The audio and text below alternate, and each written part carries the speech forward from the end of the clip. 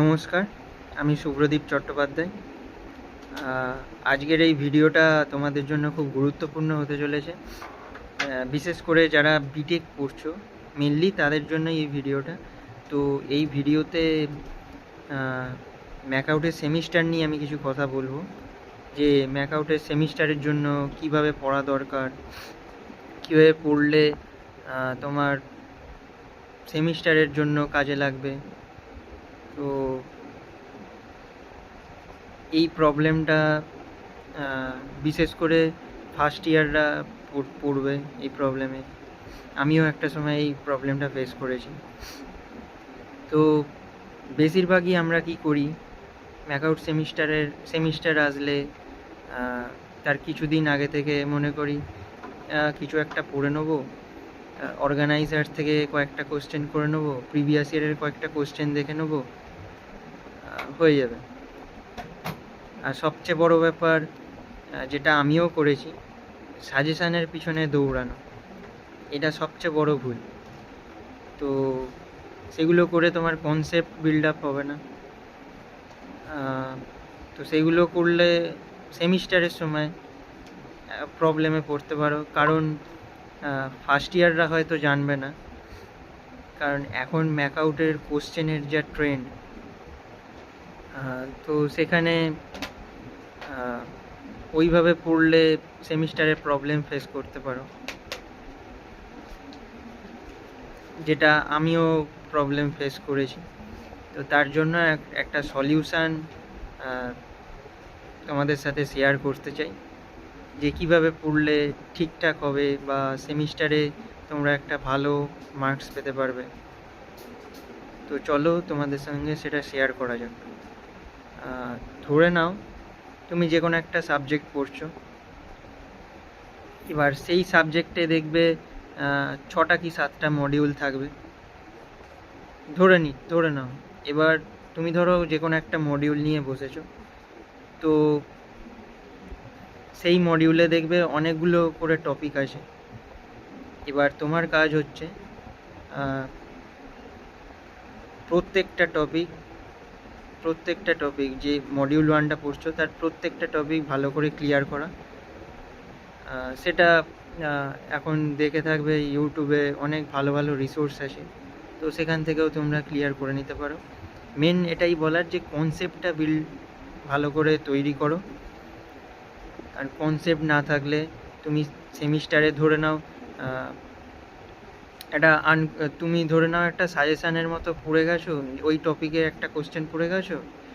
এবার সেই কোশ্চেনটাই হয়তো সেমিস্টারে এলো না, একটু ওই টপিক রিলেটেডই এসছে, কিন্তু একটু অন্যরকম কোশ্চেনটা এসছে। তোমার যদি সেখানে কনসেপ্ট ক্লিয়ার থাকে তাহলে তুমি এমনিই লিখে আসতে পারবে। তো তাই জন্যই বলা, ওইভাবে পড়ে লাভ নেই। প্রথম থেকে ভালো করে পড়ো, প্রত্যেকটা টপিককে ভালো করে ক্লিয়ার করো, মেনলি কনসেপ্টটা। এবার তুমি একটা কাজ করতে পারো, ওই টপিকটা যেই কনসেপ্ট ক্লিয়ার করে ফেলবে, তারপরে ওই টপিক রিলেটেড কয়েকটা তুমি কোশ্চেন দেখে নাও, প্রিভিয়াস ইয়ারে কীরকম কোশ্চেন এসছে সেইগুলো দেখতে পারো। বা তোমাদের যে কলেজেই পড়ো, যা স্টাডি মেটেরিয়াল দিচ্ছে বা কিছু কোশ্চেন্স দিচ্ছে, সেইখান থেকেও দেখতে পারো, সেগুলো প্র্যাকটিস করে নিতে পারো। তাহলে তোমার ভালো করে রেডি হয়ে যাবে জিনিসটা। তো এইটুকুই বলার ছিল। যে টেকনিকটা বললাম, এইভাবে পড়ো, সেমিস্টারে তোমরা ভালো সিজিপিএই পাবে, যেমন কোশ্চেনই হোক। তোমার কনসেপ্ট ঠিক থাকলে, তোমার প্রত্যেকটা টপিক ক্লিয়ার থাকলে, পুরো সিলেবাসটা পড়া থাকলে খুব একটা কিছু প্রবলেম হবে না। আর ম্যাথের ক্ষেত্রে দাসপাল বলে, আমি আগের ভিডিওতে একটা বলেছিলাম, দাসপাল বলে একটা বই হয়, ওই বইটা থেকে ভালো করে প্র্যাকটিস করো। এবার চাইলে বুঝতে গেলে ইউটিউবে অনেক রিসোর্স আছে, সেখান থেকেও দেখে নিতে পারো, ভালো করে বুঝে নিতে পারো। তো ম্যাথটাও এইভাবে করো। তো লাস্ট একটা কথা বলে শেষ করতে চাই। আমি আগের ভিডিওতে সম্ভবত সাজেশানের কথা বলেছিলাম। তো বেসিক্যালি ফার্স্ট ইয়ারদের জন্য,